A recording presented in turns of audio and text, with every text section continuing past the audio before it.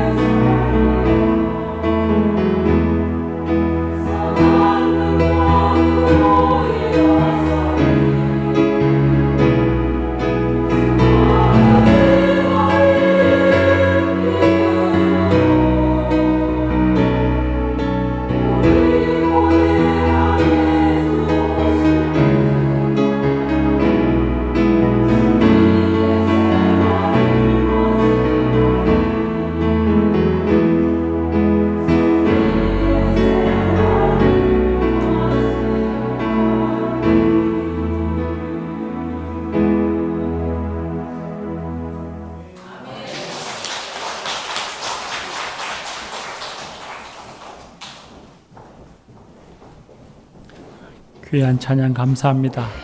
주님의 선한 능력이 늘 우리와 함께 하신 줄 믿습니다. 할렐루야. 이제 곧 휴가철입니다. 원래 휴가 계획은 잘 세우셨습니까? 요즘 사람들이 보면 텐트를 가지고 야외로 많이 나갑니다. 시간과 돈이 있어서 가지는 여유이고 여가이기도 하겠지만 골치 아프고 복잡한 일들을 그 시간만이라도 잊어버리기 위해서 번잡하고 복잡한 도심을 떠나서 일부러 한적한 시간을 가지려고 하는 것 같습니다. 이제는 상식적인 것이 되었지만 의학적으로 많은 질병의 원인이 스트레스, 마음의 병이라고 하는 것은 우리는 이제는 다 알고 있습니다. 삶을 살아가면서 육체적인 쉼도 중요하지만 사람에게 중요한 것은 정신적인 안식, 마음의 쉼이 훨씬 중요하다는 것을 우리는 깨닫고 있습니다. 요즘에 기후변화를 봅니다.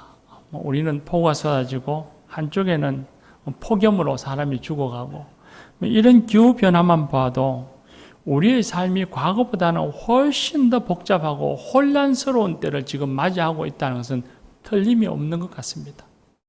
이런 혼란스러운 때에 우리의 삶에 가장 중요한 것은 산더미와 같은 그 생의 파도가 밀려와도 흔들리지 않는 굳건히 서서 살아가는 영혼의 안식, 마음의 안식이 중요합니다.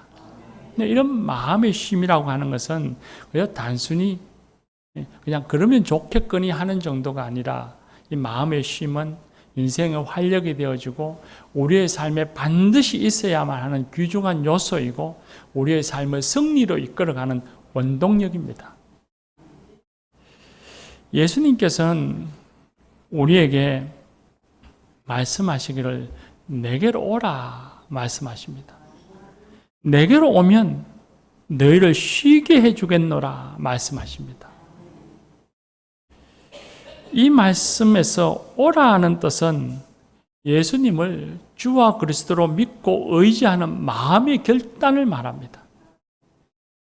예수님을 믿기 전에는 나를 의지하였고 내 중심적인 삶을 살아가는 일에 급급했고 그것이 전부인 줄 알았는데 이제는 예수님을 믿고 예수님을 의지하며 살아가는 것을 의미합니다.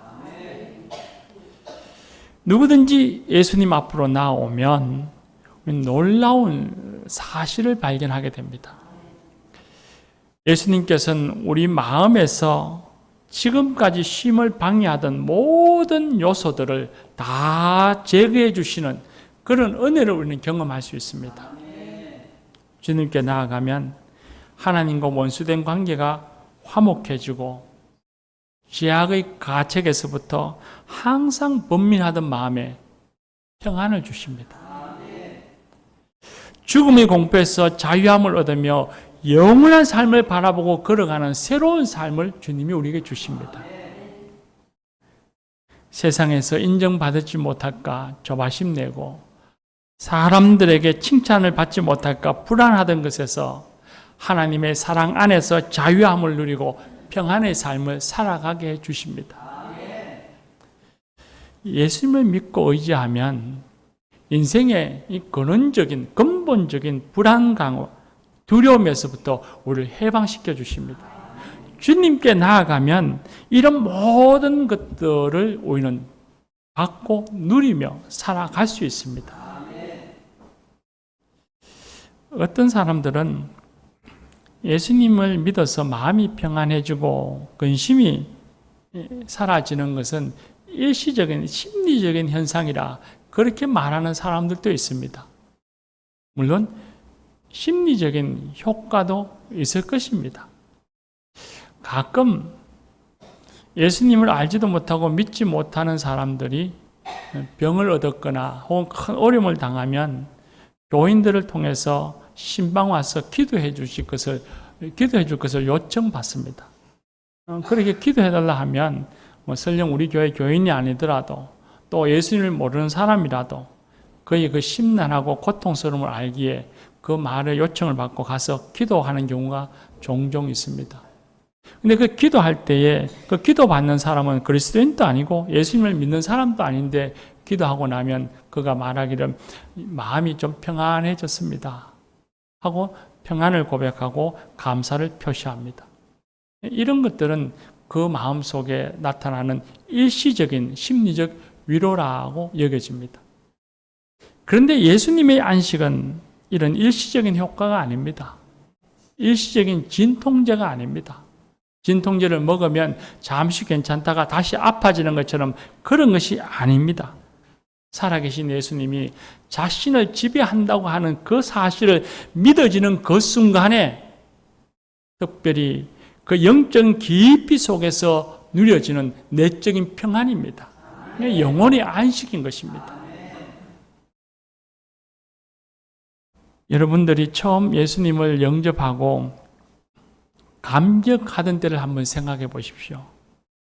예수님을 믿었다고 해서 갑자기 인생에 대로가 열리고 장애물이 사라지는 것도 아닙니다. 그냥 여전히 장애물이 있고 나는 그 장애물 속에 갇혀 살아감에도 불구하고 그 장애물에 의해서 내가 근심하고 걱정하고 불안해하는 것이 다 사라집니다. 예전 같았으면 충분히 불안해야 하고 화를 낼 상황인데도 불안하지도 않고 화가 나지도 않고 오히려 마음이 평안하고 입술에는 찬양이 나오고 기도가 나오고 그러면서 담대해지고 기쁨과 감사가 충만한 내 자신을 발견하게 됩니다. 여러분 아마 그런 경험들을 가졌을 것입니다. 바로 이것이 예수님이 주시는 마음의 쉼, 영혼의 안식인 것입니다. 내적인 평안입니다. 그런데 처음 예수님을 영접하고 기뻐했던 때와는 달리 시간이 지나면서 처음 사랑도 처음 믿음도 자꾸 식어서 이제는 마음의 평안도 사라져버린 것 같고 불안 속에 살아가는 그런 분은 없습니까? 마음의 분노와 원망이 찾아들어 잠을 이루지 못하고 마음의 착잡함으로 심란함으로 이리저리 뒹굴며 밤잠을 설치고 근심과 걱정이 가득 차 있는 분은 없습니까? 저와 여러분은 분명 주님 품 안에 들어온 사람입니다. 예수님을 나의 주와 그리스도라고 고백하는 그 순간 내가 그렇게 입술로 고백한 이상 우리는 이미 주님 앞에 내 수고와 무거운 짐을 다 내려놓은 사람입니다. 그렇게 수고와 무거운 짐을 내려놓은 사람들에게는 예수님께서 우리에게 영원한 안식을 우리에게 복으로 주셨습니다. 교우 여러분, 우리가 주님 앞에 나올 때에 주님께서 우리에게 영혼의 안식, 영원한 쉼을 우리에게 주셨다는 사실을 믿으시기를 바랍니다. 그런데 왜 시간이 지나면서 한때 가졌던 그 마음의 평안이 사라져 버렸을까요? 자신을 사로잡았던 하나님의 영원한 안식이 지금은 마치 없는 것처럼 사라진 것처럼 마음에 번민이 가득 차서 근심하며 신음하고 있는 것일까요? 어떻게 하면 회복할 수 있을까요? 오늘 우리가 읽은 말씀 29절에 예수님이 말씀하시기를 나는 마음이 온유하고 겸손하니 나의 멍에를 메고 내게 배우라. 그리하면 마음이 쉼을 얻으리라 하셨습니다. 마음의 쉼, 마음의 안식, 이 영혼의 안식을 유지하는 비결은 우선은 예수님의 멍에를 메어야 하고 그 다음은 예수님을 배워야 한다고 말씀하십니다. 이 두 가지를 바르게 하면, 바로 하면 주님이 우리에게 주신 그 마음의 안식이 계속해서 유지되어져 간다고 우리에게 말씀하십니다. 우리에게 주신 영혼의 안식이 절대로 우리를 떠나지 않는다고 우리에게 말씀하십니다. 예수님이 우리에게 주시는 마음의 쉼은 아무것도 하지 아니하고 멈추는 것에서 얻는 것이 아닙니다. 텐트를 지고 이 번잡한 세상을 떠나서 숲속에 가 있는다고 얻어지는 안식이 아닙니다. 세상을 도피한다 해서 외면한다 해서 얻어지는 안식이 아닙니다. 예수님이 주시는 안식은 실생활에서 주어진 일을 하는 가운데 체험되어지는 안식입니다. 악한 일, 나쁜 일, 그런 것들과 격리된 상태에서 주어지고 누려지는 안식이 아니라 어떤 상황에서도 능동적으로 대처하며 마음에 깊이 체험되어지는 환상의 그 하늘의 안식을 말합니다. 이러한 안식이야말로 우리가 복잡하고 혼란스러운 세상을 살아갈 수밖에 없는 우리들, 이 세상을 벗어날 수가 없잖아요. 우린 다 이 땅에 발을 딛고 살아가는데 이 복잡하고 혼란한 세상 속에서 살아가는 우리들이 매일같이 누리고 느껴야만 할 아주 중요한 마음의 쉼이요 안식인 것입니다. 이런 복을 얻기 위해서는, 이런 축복을 누리기 위해서는 주님이 말씀하십니다. 내 멍에를 메고 내게 배우라. 그러면 너희 마음이, 너희 영혼이 쉼을 얻으리라 말씀하십니다. 먼저 멍에를 메라 하셨습니다. 이 멍에는 주님이 원하는 뜻을 준행하는 것을 말합니다. 예수님께서 좁은 길을 가라 하셨으니 좁은 길을 가고, 예수님이 죽도록 충성하라 하셨으니 열심히 충성하고, 주님께서 죄를 멀리하라 하셨으니 죄를 멀리하고 경건한 삶을 살도록 힘쓰고 노력하는 것입니다. 그것이 바로 멍에입니다. 우리 멍에라는 말을 들으면 금방 떠오르는 것이 소가 밭에 갈 때 매는 것 생각하고, 그렇게 생각하면 그 다음에는 멍에는 무겁고 고통스러운 것, 그런 이미지를 갖고 있습니다. 근데 유대인들은 그렇지는 않습니다. 특히 유대인들 가운데서도 스승을 찾아가서 선생님에게 무엇인가를 배우는 제자들은 이 멍에라는 말이 그렇게 부정적인 의미로 사용되어지지 않습니다. 제자가 가장 바라는 것은 선생과 같이 되는 것이고, 선생과 같이 되기 위해서는 선생이 지고 가는 멍에와 수레를 같이 지고 가는 것입니다. 그러니까 멍에를 맨다고 한다는 것은 유대인들, 특히 제자된 사람들에게는 그건 오히려 무거운 짐으로 여겨지는 것이 아니라 자랑스러운 것으로 여겨졌던 겁니다. 오히려 다 예수님의 제자들이고, 예수님이 우리에게 각자에게 주신 멍에가 있습니다. 이 멍에를 무거운 것으로 생각할 것이 아니라 자랑스러워해야 합니다. 예수님을 믿고 교회에 들어오면 세상에서 어떻게 살아가야 할 것인가 하는 생활의 진침이 우리에게는 주어집니다. 이 성경의 말씀을 통해서 혹은 교회 역사 속에서 이루어졌던 신앙의 양심에 의해서 우리는 생활의 지침, 삶의 지침이 우리에겐 주어집니다. 의식적으로도 주어지기도 하고 무의식적으로 그것이 내게 들어와서 삶이 되어지기도 합니다. 그런데 이런 무의식적이든 의식적이든 생활 지침에서 순종하여 살아갈 때에 우리는 비로소 평안을 누립니다. 그렇지 아니하고 말씀에 순종하지 아니하고 신앙의 양심에도 어긋난 일을 하면 마음에 평안을 누릴 수가 없습니다. 우린 간혹 집에서 부부가 말다툼을 하기도 하죠. 또 교회에서 교우들 간에 서로 약간은 신경질적인 대화를 나눕니다. 언쟁했다, 그렇게도 표현해 볼 수 있을 것입니다. 우리 누구나 다 그럴 수 있지 않겠습니까? 집에서 부부 간에 또 부모와 자식 간에 서로 말다툼 할 수도 있죠. 또 교회에 와서 교우들 간에 늘 좋은 말, 사랑스러운 말만 할 수 있는 것이 아니라 어떤 순간에는 약간의 신경질적인 대화가 오가기도 할 것입니다. 그런데 그럴 때에 그런 상황이 지나고 난 후에 서로의 감정이 해결되어지지 않아서 마음에 미움을 갖고 있으면 그 미움 때문에 마음에 평안이 없습니다. 몸은 편할지 모르지요. 집에서 부부가 싸우면 밥상 차려주지 않아도 되고 뭘 먹었는지 잘 잤는지 물어보지 않고 챙겨주지 않아도 되니까 몸은 편할지 모르는데 마음은 불편합니다. 왜 그렇습니까?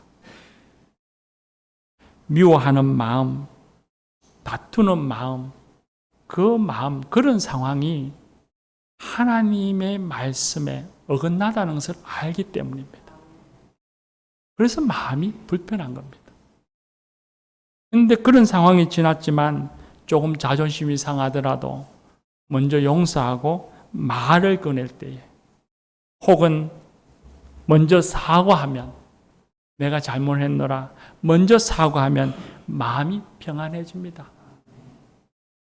화목하라고 하신 주님의 말씀이 실천되어지고 말씀에 순종했기 때문입니다.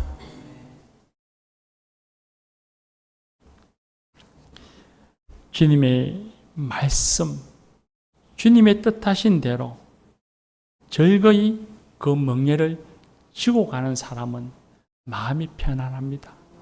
쉼을 얻습니다. 그러나 주님의 뜻대로 살지 않으면 그 사람에게는 주님이 주시는 마음의 평안이 없습니다. 어떤 이들은 멍에를 메고 사는 것이 너무 힘이 들고 또 다른 인생의 멍에를 짊어지는 것 아닌가 그렇게 생각하는 이들이 있습니다. 예수님께 와서 이전에 짊어졌던 멍에는 내려놓고 이번에는 다시 예수님이 주시는 새로운 멍에 무거운 짐을 지고 가는 것 아니냐 그렇게 생각하는 이들도 있습니다. 그런데 오늘 우리가 읽은 30절 말씀이 오면 주님이 그렇게 말씀하셨습니다. 내 멍에는 쉽고 가벼움이라 말씀하셨습니다. 이때 쉽고 가벼움이라는 것은 인생의 멍에의 질과 양을 의미하는 것이 아닙니다. 인생에서 세상이 주는 멍에는 좀 더 많이 무겁고 예수님이 주시는 멍에는 그것보다 좀 쉽고 가볍다 하는 그런 질과 양의 비교를 이야기하는 것이 아닙니다. 멍에는 인간적으로 보면 무겁고 어려울지 모르나 주인 되시는 예수님께서 나와 함께 그 멍에를 메지고 그리고 내가 진 이 멍에를 예수님이 책임져 주시기 때문에 멍에가 쉽고 가볍고 오히려 그 멍에가 짐이 아니라 내게는 기쁨이 되고 보람이 된다는 말씀입니다. 우리가 잘 아는 바울사도를 한번 생각해 보십시오. 그는 평생을 주님이 주신 멍에를 지고 살았던 사람입니다. 육체적 고통이 얼마나 심하였는가는 성경 말씀을 통해서 너무나 잘 아는 이야기죠. 그런데 그는 항상 기뻐하며 살았습니다. 감옥에 갇혀서도 찬양하고 질병의 고통 속에 있으면서도 그는 기뻐하며 안식했습니다. 고린도후서 12장에 그렇게 말씀하죠. 내가 그리스도를 위하여 약한 것과 능욕과 궁핍과 박해와 공고를 기뻐하며 내가 이 약한 것 때에 내가 강함이라 그렇게 말씀합니다. 그렇게 고백했습니다. 도대체 그 힘들고 어려운 때에 질병의 고통 속에서 아무것도 할 수 없고 감옥에 갇혀서 고통받으면서 어떻게 안식할 수 있을까? 어떻게 마음의 쉼을 얻을 수 있었을까? 그의 짐이 쉽고 가벼웠기 때문입니다. 예수님이 바울 사도가 진 그 짐을 함께 져주셨고 책임져 주셨고 약할 그때의 그 약함을 통해서 주님이 은혜로 임하셨고 권능으로 그 바울 사도를 온전케 해주시는 것을 경험했기 때문이었습니다. 우리도 마찬가지입니다. 우리도 주님이 주신 멍에 주님의 말씀대로 뜻대로 살아가면 그 멍에가 무거운 듯 하지만 주님께서는 우리 홀로 두시지 아니하고 우리와 함께 멍에를 지시고 우리를 지켜주시고 인도해 주시고 우리를 책임져 주십니다. 그래서 그 멍에는 무거운 것이 아니라 가벼운 것이고 오히려 우리에게는 기쁨이고 우리에게는 보람인 것입니다. 주님의 멍에를 메고 가는 것을 부담으로 여기고 두려워하지 마십시오. 주님의 멍에가 무겁게만 여겨지는 것은 주님을 향한 우리의 사랑이 식었기 때문입니다. 주님의 사랑에 대한 믿음과 감격이 식었기 때문입니다. 우리가 주님을 사랑하면 멍에는 무겁지 않습니다. 주님의 사랑에 대한 믿음과 확신이 그 감격이 여전히 우리 안에 머물러 있는다면 우리의 가슴은 뜨거워지고 우리는 주님의 멍에를 기뻐하게 될 것입니다. 바울 사도가 그렇게 고백합니다. 주님의 사랑이 너무나 커서 환난이나 기근이나 위험이나 칼이나 그 어떤 것이 와도 자신이 진 그 주님의 명예가 무겁게 느껴지지 않는다고 고백했습니다. 두 번째는 예수님은 자기 명예를 메는 우리를 향해서 자기를 배우라고 말씀하십니다. 배운다는 말은 주님을 따르고 주님이 하신 그대로 본받으라라는 말씀입니다. 한마디로 말하면 주님을 닮아라는 말씀이죠. 예수님은 자신을 향해서 말씀하십니다. 나는 온유하고 겸손하다 말씀하셨습니다. 온유라는 것은 부드러움, 온화함입니다. 폭력적이거나 분노하거나 비판하지 않는다는 것입니다. 예수님께서 세상을 사실 때에 많은 병자들을 치유하시고 그들에게 하나님 나라를 가르치시고 복음을 전하셨습니다. 선한 일을 하셨죠. 그럼에도 불구하고 사람들은 예수님을 향해서 미워하고 조롱하고 비웃고 박해했습니다. 근데 예수님은 그렇게 자신을 조롱하고 비웃는 사람들을 향해서 분노하시거나 폭력을 사용하신 것이 아니라 오히려 그들에게 친절과 관용으로 베푸시고 그리고 그들을 용서하셨습니다. 온유하셨습니다. 예수님은 겸손하십니다. 하나님과 동등하시나 동등함을 취하지 아니하시고 자기를 비워서 인간의 몸을 입고 이 땅에 오셨고 자기를 낮추어서 십자가에 죽기까지 하셨습니다.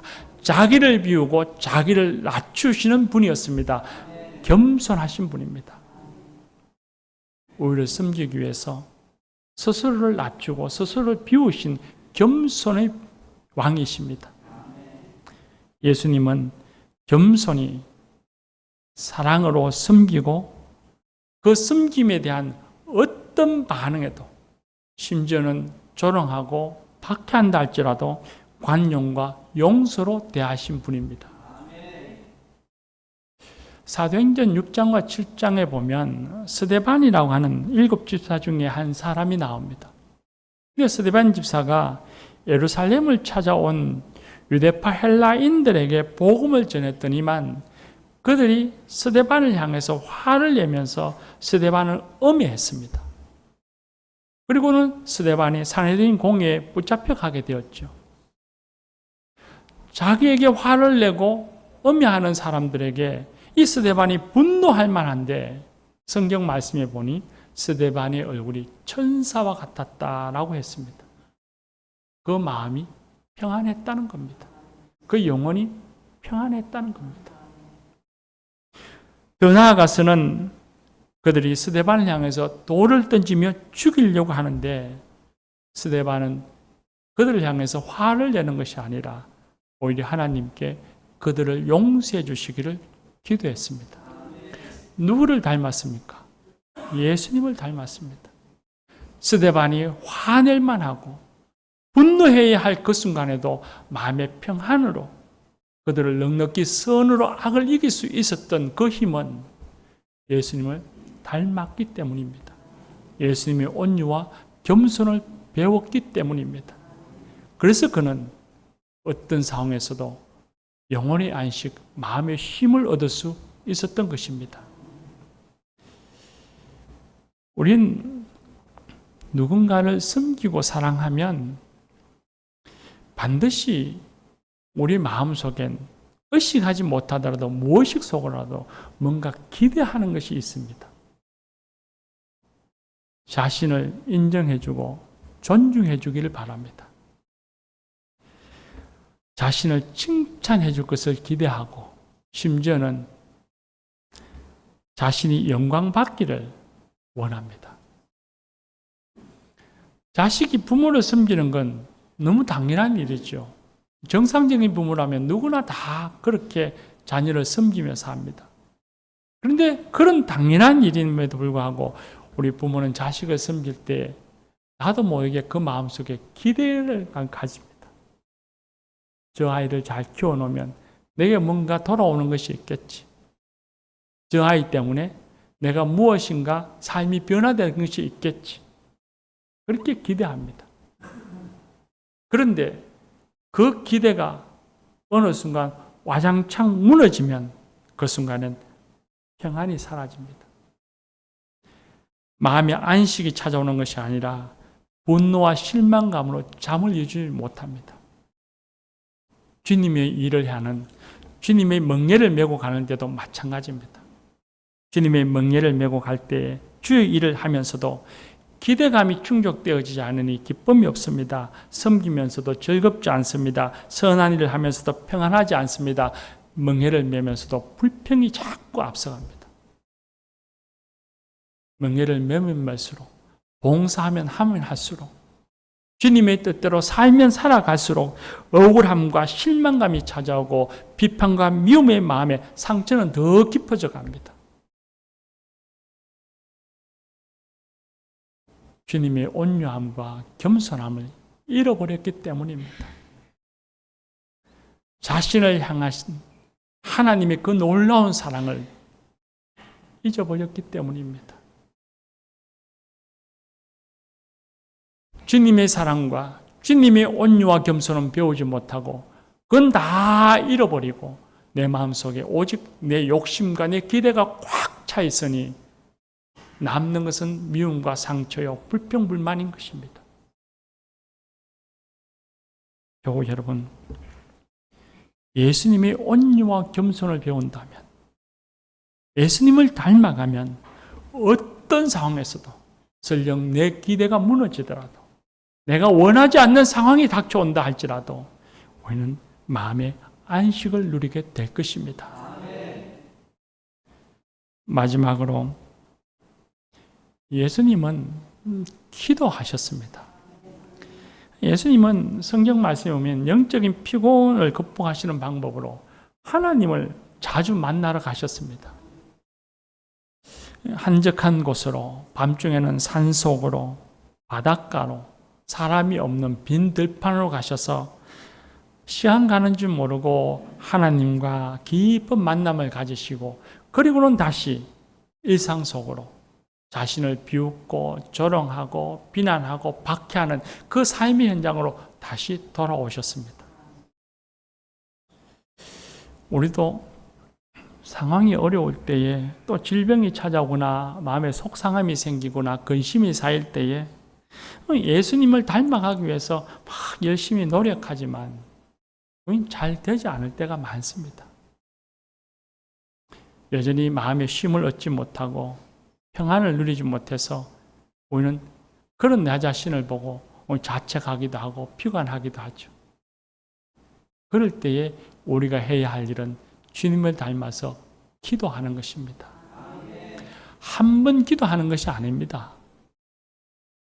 내 마음속에 미움과 그 실망감이 다 사라질 때까지, 그리고 평안이 찾아올 때까지 계속해서 기도해야 합니다. 처음엔 내 영성의 깊이가 작을 때는 그 기도가 훨씬 긴 시간을 소요할지도 모릅니다. 그러나 신앙의 깊이가 깊어져 가고 주님의 사랑이 내 삶 속에 배어져 습관이 되어져 갈 때쯤엔 그 기도는 훨씬 더 짧아질 것입니다. 빌립보서 4장 6절에서 7절에 그렇게 말씀하십니다. 너희가 아무것도 염려하지 말고 모든 일에 감사함으로 하나님께 아뢰라. 그리하면 평강의 하나님이 너희 마음과 생각을 지키시라고 했습니다. 기도하면 하나님께서 우리의 방패가 되셔서 마음의 방패, 생각의 방패가 되셔서 근심과 불안들을 몰아내어 주시고 평안을 유지하도록 해 주신다는 것입니다. 사랑하는 교우 여러분, 우리는 이 땅의 삶을 살아갈 때 마음의 쉼과 안식을 누리기를 원합니다. 평안한 삶을 살아가기를 원합니다. 예수님께 나아가서 예수님 주신 멍에를 메고 예수님을 배우며 살아가는 그런 성도들이 되십시다. 기도합시다.